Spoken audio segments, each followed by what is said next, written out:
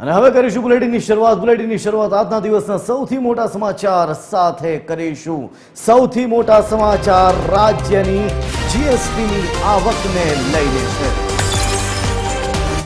રાજ્યમાં જીએસટીની આવકમાં 15%નો વધારો થયો છે। જુલાઈ 2025માં જીએસટીને 6,702 કરોડની આવક થઈ હતી, તો જુલાઈ 2024માં આવકનો આંકડો 5,837 કરોડ હતો। ત્યારે રાજ્યને જુલાઈ 2025માં વેટ હેઠળ 2,620 કરોડની આવક થઈ છે।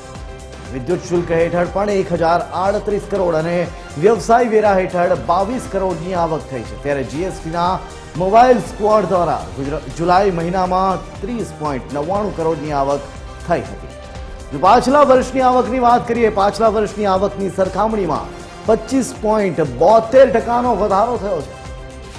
રાજ્યમાં જીએસટીની આવકમાં ધરખમ વધારો થયો, 15%નો વધારો નોંધાયો છે।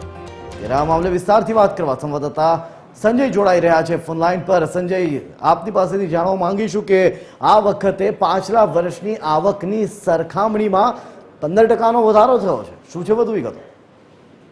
બિલકુલ, જે રીતે આપણે જણાવ્યું એ રીતે વધારો દેખાય છે। ત્યારે એટલું કહી શકાય કે જીએસટીના સ્કોડે આ વખતે જે સપાટો બોલાવ્યો છે અને કર ચોરી કરતા તમામ લોકોની ઉપર સ્કોડે જે રીતે તરાપ મારી છે અને તરાપનો જે રીતે ફાયદો અથવા તો જેને કામગીરીનો જે આંકડો છે એ આપણી સામે છે, જેને કહી શકાય કે 24 અને 25ના બંને આંકડા જે રીતે આપણે દેખાડ્યા કે રાજ્યમાં જીએસટીની આવકમાં અત્યારે 15%નો વધારો થયો છે। 15% જેટલો વધારો એટલે જઈ ખૂબ મોટો વધારો કહી શકાય। એટલા ટકા જે ચોરી કરતા હતા એ તમામ લોકોને આવકવેરાની અંદર જીએસટીએ સપાટામાં લઈને અત્યારે તમામ પ્રકારની જે આવક છે એમની એના ઉપર નિયંત્રણ લાવીને અત્યારે જે રીતે એમને પકડ્યું છે, ત્યારે આ પ્રકારની આવક રાજ્યને થવા પામી છે।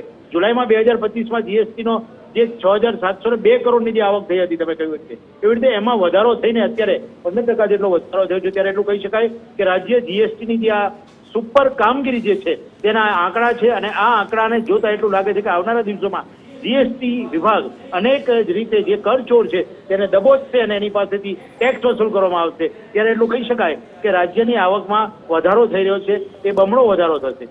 જી આભાર સંજય સમગ્ર માહિતી આપવા બદલ।